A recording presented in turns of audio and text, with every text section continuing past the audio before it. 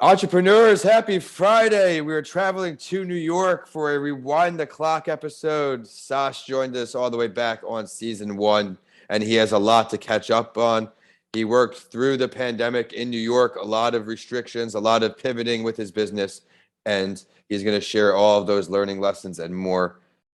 I worked for Sosh growing up during the summers in Whalestale, in Northport. His restaurant has taken off since then. He introduced, I believe, his second restaurant was opening right when he came on the first time. So we'll talk all about that and more. Sosh, welcome back. How are you? I'm good, my friend. Very proud of you. Doing Great. Great to have you back on the show. Sosh, let's dive right into it. You went through a lot owning and running the restaurant during the pandemic in New York. You had a lot of new hiring tips you're going to share. You mentioned how we're doing some changes behind the scenes. But before we get to that, what led you into entrepreneurship? Well, that's a good question. I'd like to tell you it's because I had my head up my butt for too much of my youth that I didn't want to go to college. And so, I better hurry up and do something. That might be part of it, but the truth of the matter is I've always enjoyed organizing people, trying to create fun environments for people. And I grew up in the hospitality business, so it kind of went hand in hand. I recognized at a young age that whatever it is that I decided I was going to do, that I had to be the best at it. I want to say that was more a young man's ego, but impulsivity and ego will fuel success, no doubt. But thank God, as I get older, wisdom calms that a little bit and teaches you how to kind of maneuver through life and challenges, which definitely has been challenging over the last couple of years, as you had said, with the pandemic. This segment is sponsored by Bedrock Business Builders, a small business startup specialist. Start, build, manage. Yes, learning lessons in entrepreneurship is just what failures are. Every time something doesn't go wrong, you got to find a way to get it right, and then you know for the next time. This is That Entrepreneur Show. Welcome back. My name is Vincent A. Lancy, and I'm excited to bring back Sosh. He's crushing it up in New York. He's got multiple restaurants. He was on the show a long time ago. You may not have heard his first episode, so we're going to dive right into Whalestale. This is the company that I worked for with Sosh. Now has blown up quite a bit. Sosh, let's talk about Whalestale restaurant in New York during the pandemic. During the pandemic was interesting. When we started getting shut down, we kept things pretty close to our chest. We were fortunate enough to get the PPP, which definitely made a big difference for us. The one thing I will say is I remember sitting in my office with a sense of total, just helplessness. And you tell any business owner out there that there's nothing they can do, they're going to have a hard time about it, because we are essentially control freaks. It is part of one of the things that contributes to our success. So as I sat really impatiently losing my mind, there's got to be something we can do. And, I chose to be more proactive during the pandemic, as opposed to just sit and wait for other people to dictate my future. Yeah. Because we're predominantly an outdoor restaurant, we wanted to try and decollateralize ourselves from the rest of the dining segment. And so one of the things that we started to do is we actually created an outdoor dining coalition on Long Island. And we used some of our attorneys to write some letters. We worked with the CDC. We worked with FDA and a bunch of things like that to actually put together protocol that we had submitted to the governor's office to say that we feel that the outdoor dining coalition should not be categorized with in-house dining, and that we could be open under a different phase if we let it go the way they were talking at the end of August. So for us, for example, we'll do 75% of our year's revenues from Memorial Day to Labor Day. Yeah. Claudio's, for example, was one of the people who was part of our outdoor dining coalition. It does $500,000 a weekend. I mean, if these guys, as we're going into Memorial Day, each week, I'm losing $100,000 a week that we're closed. So it started to get very scary over there. So, like I said, we became very proactive. We pushed, jumped up and down, worked hand in hand with the county executive, the governor's office, and we were able to get us up and running at the end of phase one, which was tremendous. That made a huge difference for us. Some of the other things that we were able to do was you have to be innovative and focus on takeout. I remember on Cinco de Mayo, we were closed for dine-in, and we decided to hire a mariachi band and put them outside and do alcohol to go and tacos to go. And it was a 3-hour line of cars going all the way down to Main Street. Amazing. And that helped. That made a difference. So I have to say that we were really fortunate during the pandemic. I think the biggest challenge comes post-pandemic. I think we were fortunate enough to make it through the pandemic. We opened the other store 2 months before it. That was challenging. I think as a business decision, when you look to open a place and you take into consideration what your profit and loss is going to be and your return on investment. I opened my first store 4 days before 9/11. I opened 2 other restaurants in 2008 as the stock market crashed. And now here we are opening another one around the pandemic. And the one thing that has truly saved all of these businesses during that is finding an occupancy cost that can, weather the storm. So for example, the Lota Veco concept that we opened up, it's not a location as some of the other locations I've had in my history, but because of it being a D location, it was the same size store as one of my stores I had in 2008, and I paid $75,000 a year less in rent. And the revenues are really within a couple of $1,000s a week of that. So if you use technology to bring people to a D location, you can do that today as opposed to the past where you need 60,000 cars a day driving past you. I love Those that. things, that made a huge difference for us and has still continued to make a difference. What I do want to say for all the young entrepreneurs out there, especially in my industry and probably most industries, during the pandemic, we had the luxury of 2 years to play with the government's money. And without that, we'd all been in trouble. There's no doubt about it. The problem is you can't get a true reading on what an accurate profit and loss statement was during the pandemic. You can back the math out and get some sort of an idea, but you can't take the variables into consideration. So for the 2 years, and now as we just are completing our 3rd season, almost 3 years blind of what post-COVID world would look like. And I had anticipated that our margins were going to be significantly less. And I have to say, unfortunately, to my anticipation, I was right. This is one of the most challenging years I ever had. So as I'm starting to really see the first real profit and loss statement for the first time in 3 years, what I will tell you about the hospitality industry, and what I'll probably tell you is accurate for most industries post-COVID, is that our industries have changed. And the traditional restaurant business as we know it today is not like it was pre-COVID. And I think that's going to shake out the market significantly. I can tell you I am looking to pivot far more into technology, not only to gather data to help me make smart decisions for what the consumer wants, but to alleviate some of that payroll inflation and to go. And not that I know your staff is everything. And Vinny, you worked for me for years, and you know how I am. But an entrepreneur deserves a good value on dollar, just as a consumer does when they walk into Taco Bell.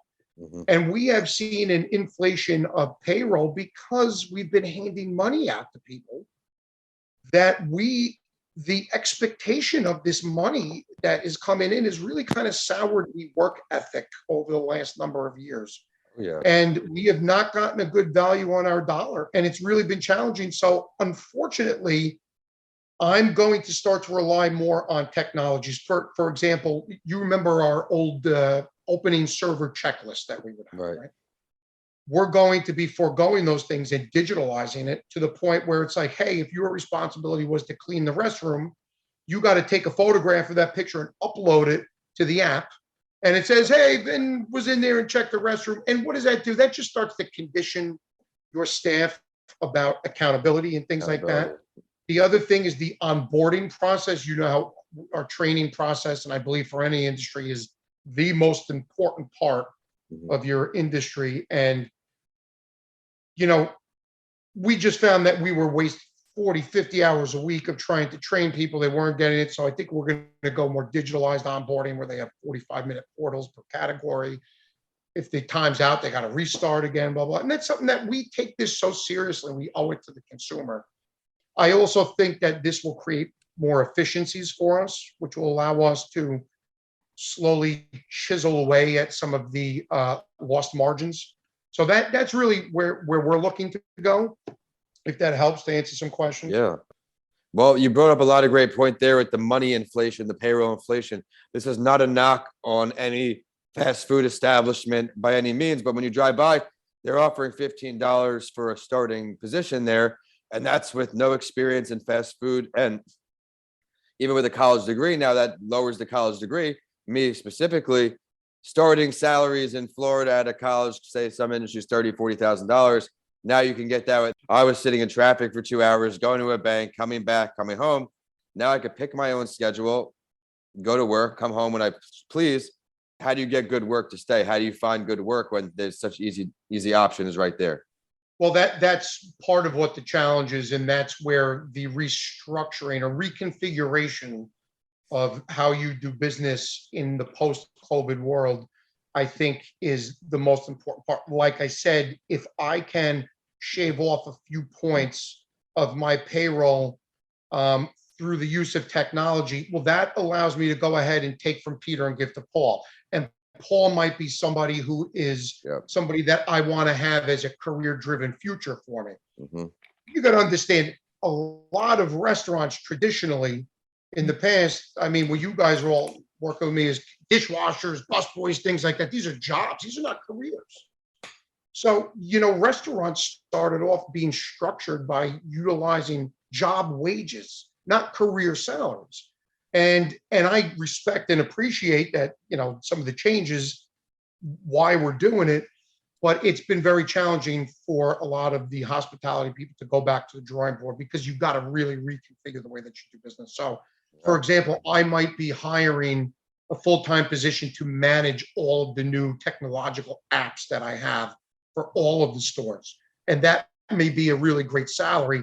That may in return alleviate some certain management responsibilities that you could pick and choose shift leaders to go ahead and take as long as we audit those systems. And that is just an example of what we're looking to do. But a lot of it is still so new to us.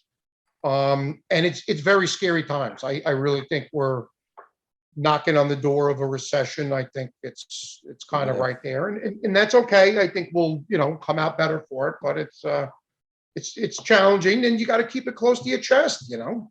I think it's interesting. I wasn't really informed about it all. I guess in the 1920s is similar to what's happening right now, where the 20s, it's really cyclical like that. And as you mentioned, things have changed. I worked in fine dining. Even fine dining is utilizing Uber Eats, Open Table type things, all these apps to use technology because times have changed. Where before COVID, I don't think that was a thing. Sosh has told us all about Whale's Tail so far. He's told us how he's worked during COVID, all of the changes and things that are new. Would you like to also touch on the other restaurant you have in the town? If you're in Northport, a lot of great food. Lota Veco, I believe is the name. Lota Veco, yes. So for me, one of the things that I wanted to do was diversify our business portfolio and not be stuck in one segment of hospitality, which the Whale's Tail is a full service operation. Lota Veco is fast casual. Lota Veco has the potential to be a rubber stampable type of situation, do multiple units.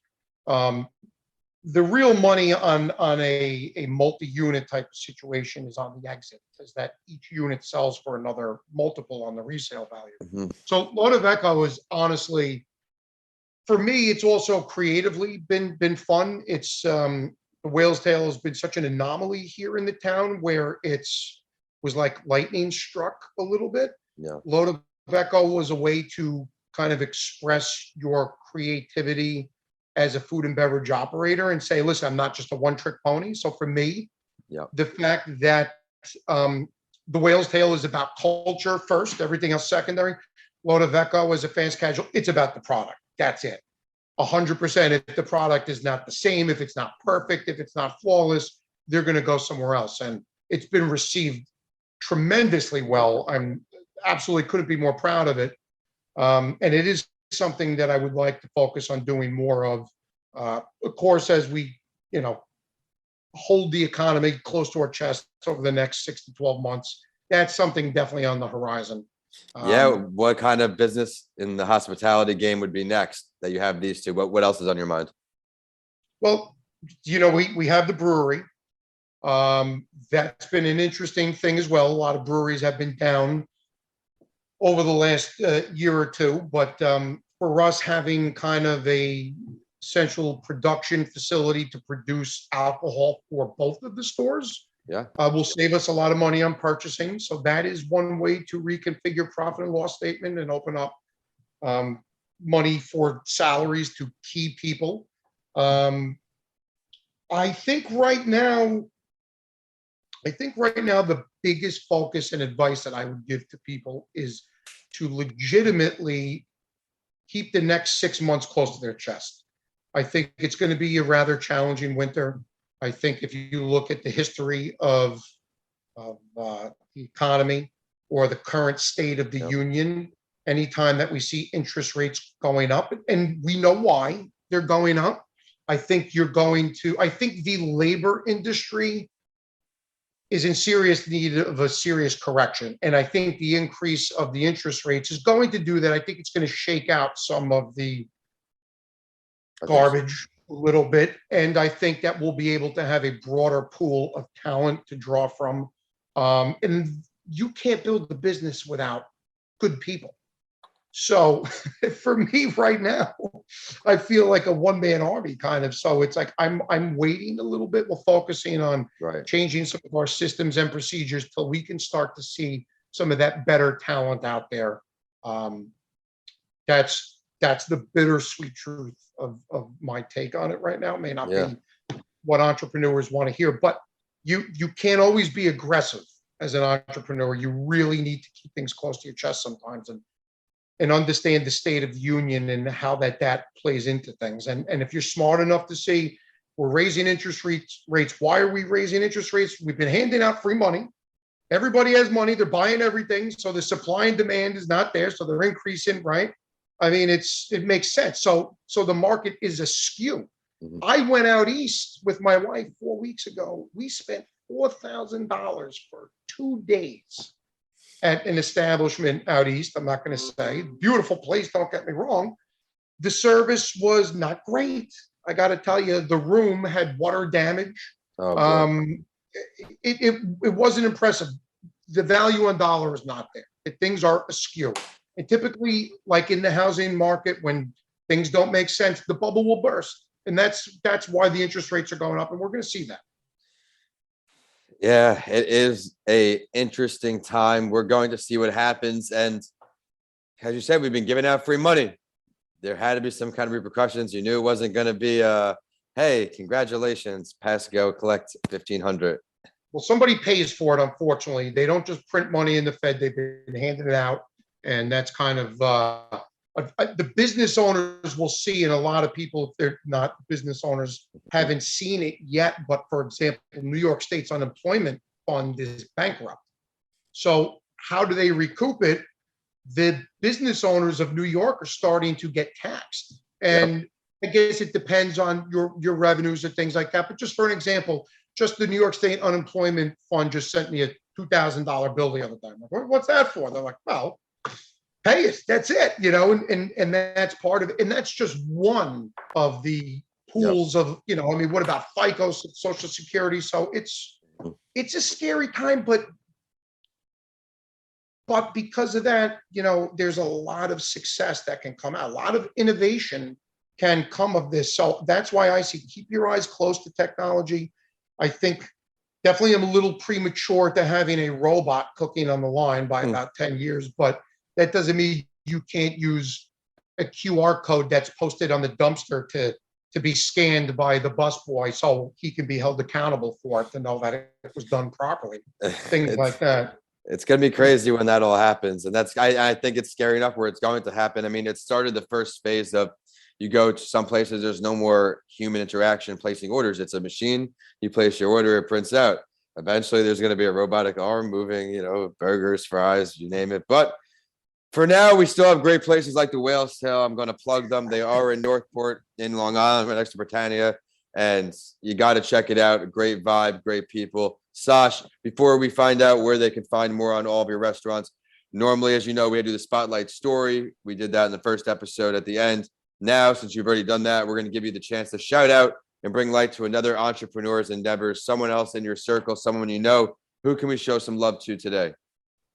Well, that's a good question. There's so many.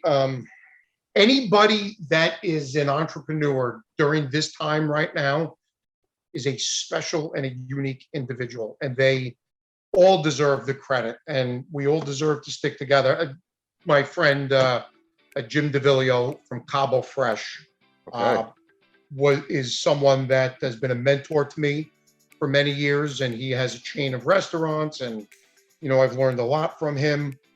And the thing I can say now is sometimes it goes full circle. Sometimes your mentors start to learn from you as well, and that's the way that I look at people that are getting started 20 years younger than me. Is you guys are the liaisons for us old dinosaurs to the current trends and technologies. And without you, we don't exist. So keep up the good work. Do young guy like Vin, man. I mean, God, give me some guidance, please. I'm looking for it. Here we go. Be sure to check out, where is his restaurants located? Are they in Northport as well? Cabo Fresh, he has a few spread out through Long Island, Colmac, Stony Brook, things like that. All right, be sure to check all that out. Be sure Whale's Tail in Northport, the brewery is right attached to it as well. Sosh, where can everybody check out more about your restaurants? All things Sosh. The Whale's Tail, Northport.com. That's TALE, Northport.com. Lota Veco, LOTAVECONPT.com. And the Whale's Tail will link you to our brewery, and in fact, Lota Veco as well. And if you're up here, it is fun, man. We just kind of wear flip-flops and backwards hats and try not to take life too seriously, because at the end of the day, we're not curing cancer. We're making tacos. If I recall, you put up something where Whale's Tail is open during the colder weather now. You put up the glass? Yes, we do have full year capabilities. Okay. And a lot of the reason is to keep that key important personnel on payroll all year long. Right, absolutely. Take care of your staff. Remember that, everyone listening on. I am at Vincent A. Lansing on all social media. Be sure to check out YouTube, where Writing with Authors is back in full swing. Until next Friday, we are signing off here in Tampa, Sosh in New York. Thank you for stopping by. Brother.